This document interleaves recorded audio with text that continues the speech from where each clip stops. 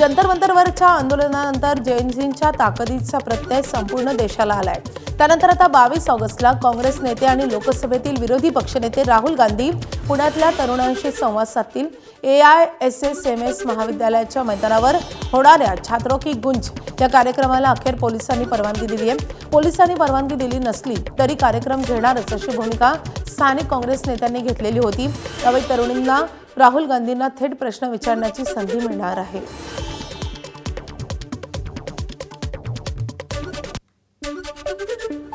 पुणे सिटीमध्ये आम्ही ज्या वेळेला राहुलजींमध्ये आणि विद्यार्थिनीमध्ये आम्ही दुवा बनायचा प्रयत्न करतोय, अतिशय उत्साहानं आम्हाला त्या ठिकाणी प्रतिसाद मिळतो आहे। मोठ्या प्रमाणात रजिस्ट्रेशन झालेलं आहे। आज आम्ही टी-शर्टचं इनॉग्रेशन इथं केलेलं आहे। उद्यापासून आमची सगळी टीम तुम्हाला टी-शर्ट्स घातलेली दिसणार आणि विद्यार्थी पण आम्हाला टी-शर्ट्स मागतायत। अजिबात राजकीय कार्यक्रम नाही आहे। कोणी सिंबल लावून किंवा जयघोष त्या गोष्टीचे करणार नाही। जयघोष होतील ते फक्त आपल्या भारताचे, आपल्या देशाचे आणि विद्यार्थ्यांचे आणि त्यांच्या समस्यांचे। महाराष्ट्र नवनिर्माण विद्यार्थी सेनेचे अध्यक्ष अमित ठाकरे आज कल्याण डोंबिवलीच्या दौऱ्यावर आहेत। मनविसेच्या सदस्य नोंदणी अभियानाला वेग देण्यासाठी अमित ठाकरे डोंबिवलीतील प्रगती कॉलेज आणि पेंढारकर कॉलेज तर कल्याणमधील साकेत व बिर्ला कॉलेजला भेट देऊन विद्यार्थ्यांशी थेटपणे संवाद साधतील।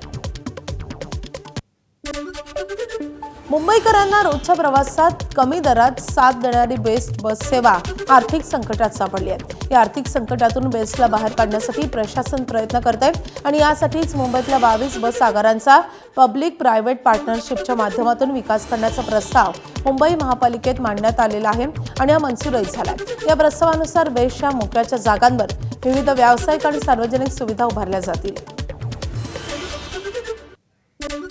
परिवहन मंत्री प्रताप सरनाईकांनी मराठी भाषेत न बोलणाऱ्या रिक्षा टॅक्सी ड्रायव्हर्सवर आजपासून कारवाईला सुरुवात होईल असं स्पष्ट केलंय। 1,65,000 अमराठी रिक्षा आणि टॅक्सी चालकांनी मराठी शिकण्याचं प्रशिक्षण घेतल्याची माहिती त्यांनी पत्रकार परिषदेत दिली आहे। 1989च्या नियमानुसार मराठी अनिवार्य आहे। रोजगार बुडावा ही आमची अपेक्षा नाही, परंतु मराठी अस्मिता टिकवणं गरजेचं आहे असंही त्यांनी स्पष्ट केलंय। कोणाला व्यावहारिक मराठी भाषेचं ज्ञान येत नसेल तर त्याच्यावर कारवाई करण्याची जी मोहीम आहे ती मोहीम आम्ही चालू करणार आहोत। सर्वप्रथम प्रत्येक रिक्षा चालकाला ज्याला मराठीचं व्यावहारिक ज्ञान नसेल त्याला नोटीस देणार। 1 महिन्याच्या नोटीसमध्ये जर त्याला व्यावहारिक मराठी भाषेचं ज्ञान आलं नाही तर त्याचं जो बॅज आहे, जे लायसन आहे ते 3 महिन्यापर्यंत निलंबित करण्याच्या सूचना परिवहनच्या सर्व अधिकाऱ्यांना आम्ही दिलेल्या आहेत। आता रिक्षा टॅक्सीचे परवाने तपासण्यासाठी SIT स्थापन करण्यात येणार आहे, कारण मोठ्या प्रमाणात बोगस परवाने असल्याचा परिवहन विभागाला संशय आहे। परिवहन विभागाचे विभागीय आयुक्त SITचे प्रमुख असतील। 2 महिन्यात परिवहन मंत्र्यांना अहवाल सादर करण्याचे आदेश देण्यात आले। मराठा आरक्षणासाठी मनोज जरांगे पाटील यांनी 29 ऑगस्टपासून पुन्हा एकदा आंतरवली सराटीतच आमरण उपोषणाला बसण्याचं स्पष्ट केलंय। प्रश्न सुटला नाही तर उपोषणादरम्यानच मुंबईला कूच करू असा इशारा देत जरांगे यांनी उपमुख्यमंत्री एकनाथ शिंदे आणि मुख्यमंत्री देवेंद्र फडणवीस यांच्यावर गंभीर आरोप केले।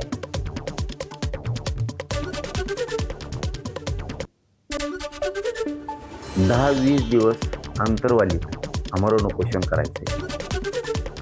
10-20 दिवसाचं आमरण उपोषण करून सरकारनं जर प्रश्न नाही सोडला तर तसंच मुंबईला निघायचं म्हणून ते दिलेलं निवेदन आहे। परंतु 29 तारीख होती त्याच्यावरती टाकण्यात आली असं काहीतरी मी ऐकलंय कालच। आता तसं सांगण्यात आलेलं नव्हतं।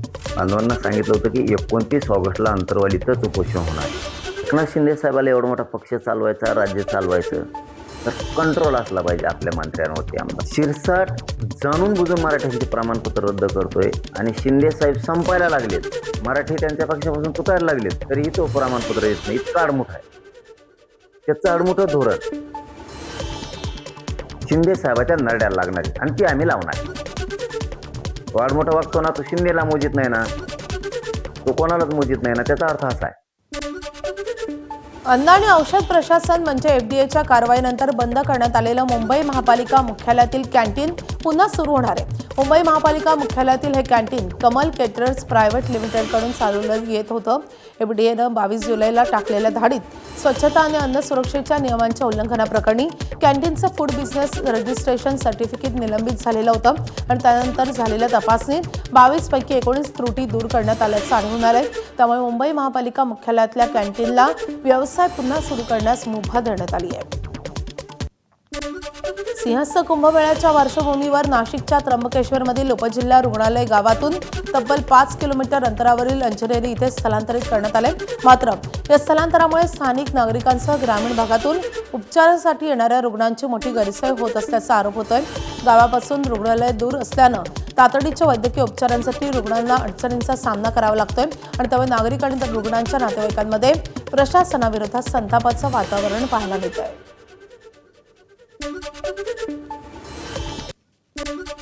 पुणे जिल्ह्यातल्या जुन्नरमध्ये 10 वर्षाच्या मुलीवर लैंगिक अत्याचार करून तिची हत्या करण्यात आल्याची धक्कादायक घटना घडली आहे.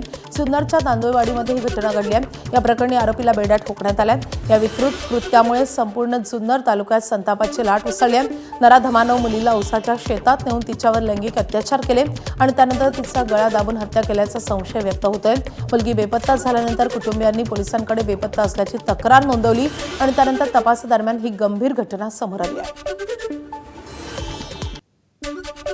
याचा जे आरोपी आहे त्याला ताब्यात घेण्यात आलेला आहे आणि पुढील जे तपास आहे ते चालू करण्यात आलेला आहे. सध्या आमची फॉरेन्सिक टीम जागेवर आहे आणि त्या जागेचा पंचनामा पाहणी हे चालू आहे आणि वैद्यकीय तपासणी जी आहे ते त्याची प्रोसेस सुद्धा चालू आहे. हा सगळा घटनाक्रम पाहिल्यानंतर प्रत्येक व्यक्तीचं मन हे हेलावून गेलं.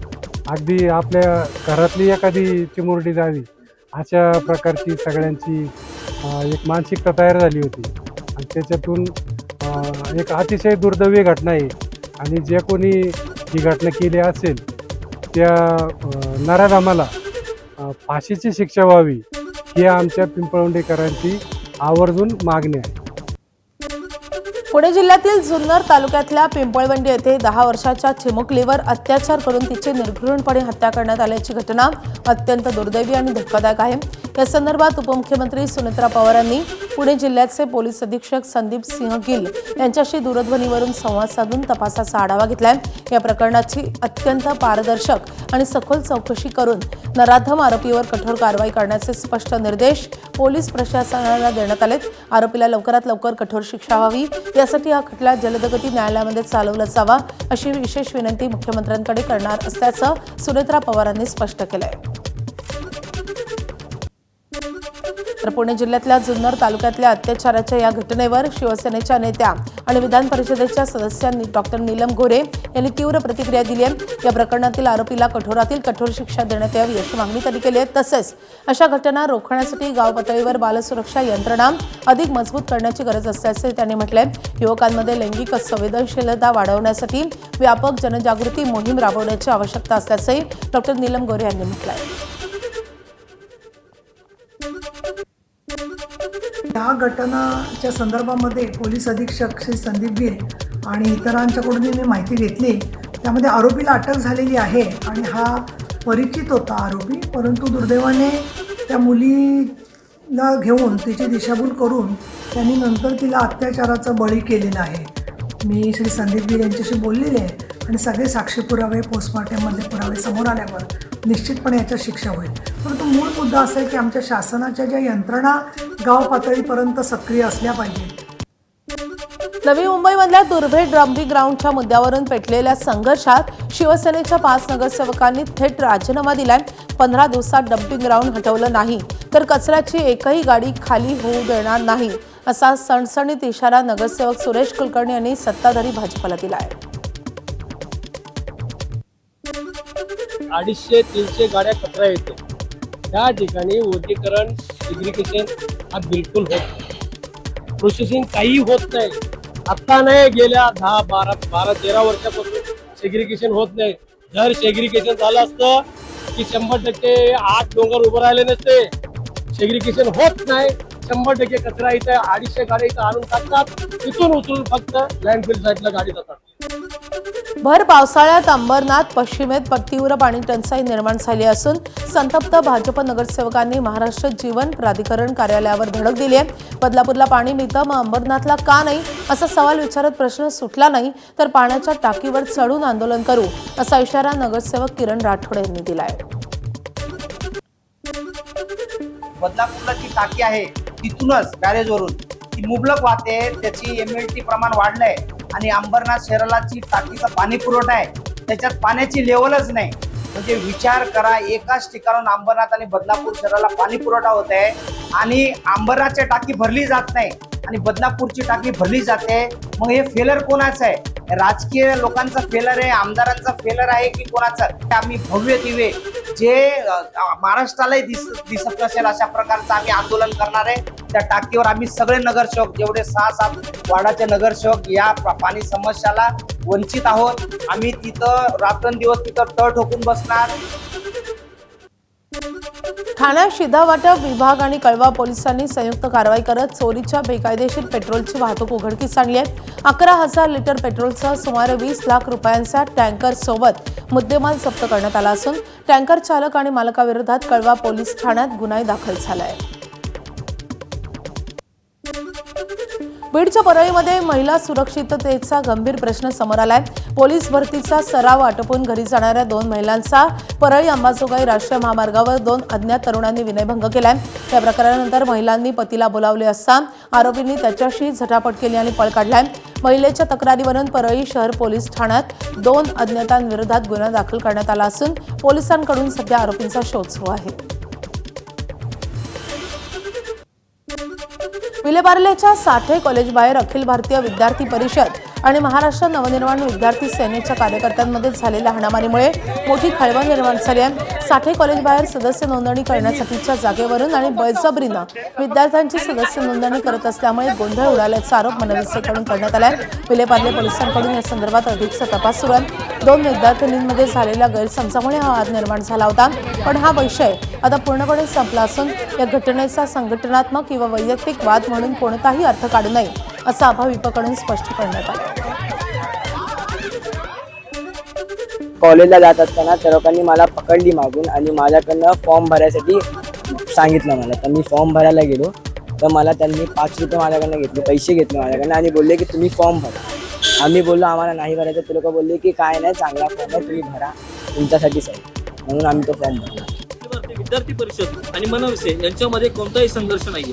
विद्यार्थी हित आणि राष्ट्रहित या विचाराचे काम करणाऱ्या संघटनांचं अखिल भारतीय विद्यार्थी परिषद स्वागत करते. आजपर्यंत अखिल भारतीय विद्यार्थी परिषदेने 26हून अधिक महाविद्यालयांमध्ये 36,000 पेक्षा जास्त ही आपली सदस्यता अभियान केलेले आहे. येणाऱ्या काळामध्ये 100हून अधिक महाविद्यालयामध्ये जाण्याचा संकल्प अखिल भारतीय विद्यार्थी परिषदेचा आहे. मी सांगू इच्छितो की विद्यार्थी हित आणि राष्ट्रहित करणाऱ्या सर्व संघटनांचं अखिल भारतीय विद्यार्थी परिषद स्वागत करते. राष्ट्रहितासाठी व विद्यार्थी हितासाठी अखिल भारतीय विद्यार्थी परिषद सदैव तत्पर आहे. हिंगोलीमधल्या शासकीय नर्सिंग कॉलेजमध्ये सुरू असलेल्या अंतिम परीक्षेदरम्यान विद्यार्थिनींच्या गैरसोयीचा प्रकार समोर आलाय. GNM अभ्यासक्रमाच्या परीक्षेसाठी 172 विद्यार्थी परीक्षा देत असताना महाविद्यालयाकडून लिहिण्यासाठी साधं टेबलही उपलब्ध करून देण्यात आलेलं नाही. विशेष म्हणजे प्रत्येक विद्यार्थ्याकडून 1,500 रुपये परीक्षा शुल्क आकारण्यात आलं असतं आणि त्यामुळे विद्यार्थिनींना खुर्चीवर बसूनच पेपर लिहावा लागत असून गर्भवती विद्यार्थिनींनाही याचा मोठा त्रास सहन करावा लागतोय. परीक्षा केंद्रातील अपुऱ्या सुविधांमुळे विद्यार्थिनींनी महाविद्यालय प्रशासनाविरोधात तीव्र संताप व्यक्त केला आहे. वाशिम जिल्ह्यातल्या सांधई गावातील विद्यार्थ्यांनी आपल्या शैक्षणिक समस्यांकडे प्रशासनाचं लक्ष वेधण्यासाठी अनोखं आंदोलन केलंय. विद्यार्थ्यांनी थेट पंचायत समिती कार्यालय गाठत तेथे शाळा भरवली आणि ज्ञानदानाचे धडे गिरवत आपल्या मागण्या प्रशासनासमोर मांडल्यात. शाळेत शिक्षकांची कमतरता आणि मूलभूत सुविधांचा अभाव असल्यानं शिक्षणावर परिणाम होत असल्याचा आरोप पालक आणि ग्रामस्थांनी केलाय. सांधईसह नांदखेड्यात, सोरत आणि दाभडी या गावांमध्ये शिक्षकांची अनेक पदं रिक्त असल्यानं विद्यार्थ्यांना नियमित शिक्षणापासून वंचित राहावं लागत असल्याची तक्रार केली जाते. अकोला जिल्ह्यामधल्या हिंगणा निंबा इथल्या जिल्हा परिषद प्राथमिक शाळेतील शिक्षकांच्या कमतरतेचा प्रश्न ऐरणीवर आलाय. इयत्ता 1ली ते 5वी पर्यंतच्या विद्यार्थ्यांच्या तुलनेत शिक्षकांची संख्या अपुरी असल्याचा आरोप करत पालकांनी आक्रमक भूमिका घेतली आहे. अनेकदा तक्रारी करूनही शिक्षकांची नियुक्ती न झाल्यानं तब्बल 25 विद्यार्थ्यांचे शाळेतून नाव कमी करून शाळा सोडल्याचे दाखले देण्याची मागणी पालकांनी केली आहे. विद्यार्थ्यांचं शैक्षणिक नुकसान होत असल्यानं त्यांना शेजारच्या गावातील शाळेत प्रवेश देण्याचा निर्णय या पालकांनी घेतला आहे.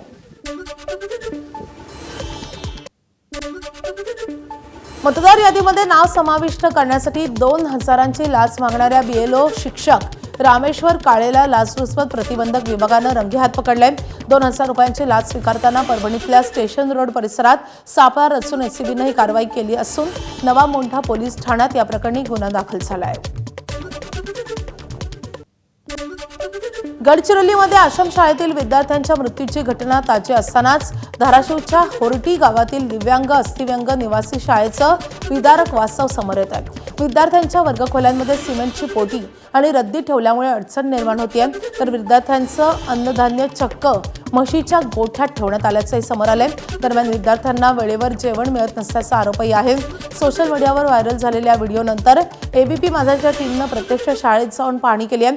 त्यावेळी धक्कादायक परिस्थिती समोर आली आहे. या प्रकरणी समाज कल्याण विभागानं देखील कारवाईचं पत्र काढलं असून कारवाई करणार असल्याचं स्पष्ट केलं आहे. मुंबईच्या दक्षिण विभाग सायबर पोलिसांनी सायबर गुन्हेगारांचं मोठं जाळं उद्ध्वस्त केलंय. कंपनीच्या डायरेक्टर असल्याचं भासून व्हॉट्सअपवरून संपर्क साधत 48,60,051 रुपयांची फसवणूक करण्यात आली होती. या प्रकरणी बिहारच्या सिवानमधून एअरटेल सिम विक्रेता आमिर खान आणि झारखंडच्या कुमार थुबीमधून सूरज कुमार साव याला अटक करण्यात आली आहे. आरोपींकडून फसवणुकीसाठी वापरलेली 161 एअरटेल सिम कार्ड्स, मोबाईल आणि मेगाफोन जप्त करण्यात आले आहेत. फसवणूक झालेली संपूर्ण रक्कम पोलिसांनी यशस्वीरित्या फ्रीज केली असून आरोपींचा मुंबईसह 6 राज्यातील 7 सायबर गुन्ह्यांमध्ये सहभाग असल्याचंही समोर आलं आहे. नागपूरच्या सावनेर तालुक्यातल्या सैनिकी स्कूलमध्ये अल्पवयीन विद्यार्थिनींच्या लैंगिक आणि मानसिक छळाचा धक्कादायक आरोप समोर आलाय. सैनिकी प्रशिक्षणाच्या नावाखाली बॅड टच, अश्लील चाळे आणि लैंगिक संबंधांसाठी प्रवृत्त केल्याचं या विद्यार्थिनींनी सांगितलंय. 17 वर्ष विद्यार्थिनीच्या तक्रारीनंतर केळवद पोलिसांनी संचालकाच्या आता पॉक्सोसह विविध कलमांखाली अटक केली आहे. मध्यरात्री मुलींना कार्यालयात बोलावून छळ केल्याचा आरोप होतोय. 2 महिन्यांपूर्वीच विद्यार्थिनींनी शिक्षकाकडे तक्रार केली होती, मात्र दुर्लक्ष झाल्याचा दावा आहे. अकॅडमीमधल्या 14 मुलींपैकी 11 मुलींनी गुन्हा दाखल झाल्यानंतर शाळा सोडली असून अल्पवयीन विद्यार्थिनींच्या सुरक्षेवर प्रश्नचिन्ह उपस्थित झालं आहे. नवी मुंबईच्या नेरूळमध्ये एक धक्कादायक घटना घडली आहे. कॅब चालकाला बेदम मारहाण करत कारच्या बोनेटवर टाकून फरफटत नेल्याचा व्हिडिओ समोर आलाय. या प्रकरणी पोलीस ठाण्यात गुन्हाही दाखल झालाय. 16 तारखेला रात्रीच्या वेळेस नेरूळ येथे ही घटना घडली आहे. स्विफ्ट गाडीला कट मारल्याचं कारण देत कार चालकानं कॅब चालक प्रदीप कुमार पांडे याला मारहाण केली आहे. त्यानंतर स्विफ्ट गाडीच्या बोनेटवर त्याला टाकत फरफटत नेलंय. यामुळे प्रदीप कुमार पांडे याच्या डोक्याला गंभीर दुखापत झाली आहे. नेरूळ पोलिसांनी आरोपींवर कारवाई करावी अशी मागणी कॅब चालक संघटनेनं केलेली आहे. आंबा घाटातल्या कळकदारा भागात 2 तरुणांनी दारूच्या नशेत धिंगाणा घातल्याचा प्रकार समोर आलाय.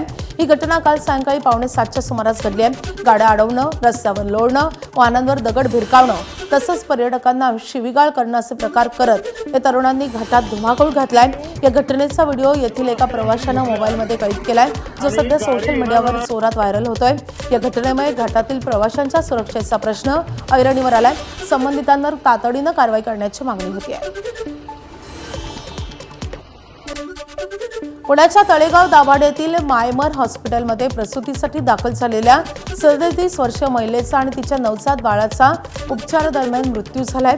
या घटनेनंतर नातेवाईक आक्रमक झाले असून डॉक्टरांच्या हलगर्जीपणामुळे मृत्यू झाल्याचा आरोप त्यांनी केलाय.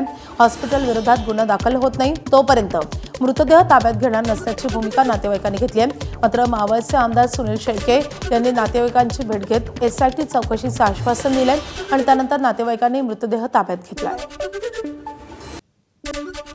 परभणीच्या जिंतूर तालुक्यातल्या कौसडी गावामध्ये बोरवेलमध्ये अडकलेल्या चिमुकल्याला बाहेर काढण्यात आलंय. अदनान शेख नदीम असं 3 वर्ष चिमुकल्याचं नाव आहे. जवळपास 10 फूट खोल बोरवेलमध्ये तो अडकला होता. 2.25 तासांच्या अथक प्रयत्नानंतर त्याला बाहेर काढण्यात आलंय. नागभीडमधून एक अतिशय धक्कादायक बातमी येते. मासेमारीसाठी केलेल्या 54 वर्षीय मोरेश्वर सावसाकडे यांचा वाघाच्या हल्ल्यात मृत्यू झालाय. 4 दिवसांपासून बेपत्ता असलेल्या मोरेश्वर यांचे मृतदेहाचे अवशेष चिंदीमाल तलाव परिसरात आढळून आल्यानं परिसरात प्रचंड खळबळ निर्माण झाली आहे. अकलूज पोलिसांनी गावठी पिस्तूल विक्रीच्या एका मोठ्या रॅकेटचा पर्दाफाश केलाय. मध्य प्रदेशमधल्या मुख्य पुरवठादारासह 8 ते 9 जणांना अटक करण्यात आली असून तब्बल 17 पिस्तूल, 47 जिवंत काडतुसं जप्त करण्यात आली आहे. सोलापूर, सांगली, सातारा आणि कर्नाटकात विकलेली शस्त्र जप्त करण्यात पोलिसांना यश आलंय. अन्न आणि औषध प्रशासनाच्या पथकानं सांगलीच्या मार्केट यार्डात छापा टाकलाय. गुळात भेसळ असल्याच्या संशयावरून येथील मितेश सेल्स कॉर्पोरेशन या गुळ व्यापार पेढीमधून 4,30,000 रुपये किमतीचा गुळ आणि गुळ पावडर जप्त करण्यात आली आहे. गुळात साखर आणि काही अनावश्यक रसायनं मिसळली जात असल्याबद्दल माहिती समोर येत होती. या पार्श्वभूमीवर अचानकपणे या पेढीची तपासणी करण्यात आली आहे. त्यात गुळावर लेबलिंगमध्ये दोष आढळून आलाय. शिवाय गुळ पावडर आणि गुळाच्या ढेप्यांमध्ये दर्जाबाबत शंका निर्माण झाल्यानं हा सगळा माल जप्त करण्यात आला आहे. नंदुरबार जिल्ह्यातल्या अक्कलकुवा तालुक्यात रेशनच्या धान्याचा निकृष्ट दर्जा समोर आलाय. वालंबा आणि खटवानी परिसरातील रेशनच्या मक्यामध्ये मोठ्या प्रमाणात दगडमातीसह चक्क मेलेला उंदीर आढळून आल्याचा धक्कादायक प्रकार समोर आलाय. दारिद्र्य रेषेखालील आणि गरजू नागरिकांना स्वस्त धान्य योजनेतून दिल्या जाणाऱ्या धान्याची अशी अवस्था असल्यानं नागरिकांमध्ये संतापाचं वातावरण आहे. या धान्याची तातडीनं तपासणी करून निकृष्ट धान्य पुरवठा करणाऱ्यांवर कठोर कारवाई करण्याची मागणी नागरिकांनी केली आहे. दरम्यान पुरवठा विभाग जिल्ह्यातील स्वस्त धान्य दुकानांची नियमित तपासणी करणार का असा सवालही उपस्थित होतोय. राज्यात एल निनो सप्टेंबर महिन्यात सशक्त होण्याची शक्यता हवामान खात्यानं वर्तवली आहे. विदर्भात सध्या पावसाची तूट ही 22 ते 25% दरम्यान असली तरी ऑगस्ट महिन्याच्या शेवटपर्यंत ही तूट 30% वाढण्याचा अंदाज आहे. दरम्यान तुरळक प्रमाणात पाऊस पडण्याची शक्यताही हवामान खात्यानं वर्तवली आहे. तर सप्टेंबर महिन्यात दमदार पावसाची अपेक्षा करणं शेतकऱ्यांसाठी व्यर्थ ठरणार आहे. मान्सूनची द्रवणिका सध्या महाराष्ट्राच्या उत्तरेकडे सक्रिय आहे. तसंच दमदार पाऊस पडेल असं कुठलाही कमी दाबाचं क्षेत्र बंगालच्या उपसागरात तयार होत नसल्यामुळे विदर्भ, मराठवाड्यासह मध्य भारतातील अनेक भागांमध्ये पावसाची तूट जाणवत आहे. नागपूरच्या सावनेरमध्ये प्रस्तावित डीएनए डिफेन्स कॉरिडॉर विरोधात 9 गावातील शेतकऱ्यांनी आक्रमक भूमिका घेतली आहे. सुपीक शेतजमिनींचं संपादन थांबून हा प्रकल्प पडीक जमिनींवर उभारावा अशी मागणी करत शेतकऱ्यांनी जिल्हाधिकाऱ्यांची भेट घेतली आहे आणि ग्रामसभांमध्ये विरोधाचे ठरावही मंजूर केले आहेत.